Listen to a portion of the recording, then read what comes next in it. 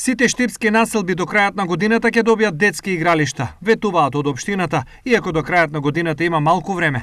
Во текот на годината веќе најголем дел од населбите добија спортски терени, спортски реквизити, а очекувам до крајот на годината и останатиот дел од населбите да бидат комплетирани со изградба на нови спортски терени и реконструкција на веќе постоечките.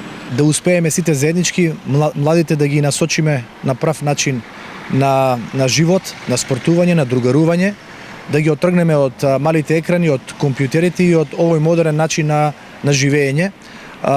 До сега во општината се уредени повеќе детски игралишта и според Јорданов, реализацијата е по планот. Основен проблем е што нарачаните реквизити не можат да се добијат навреме, но и хулиганството е проблем повеќе.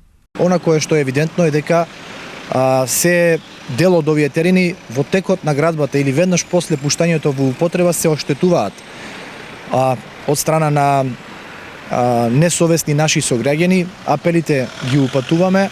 Ова нас ни создава реални фискални проблеми затоа што за одржување и за реконструкција и за поправки на оштетените реквизити и спортски терени дополнително се издвојуваат средства.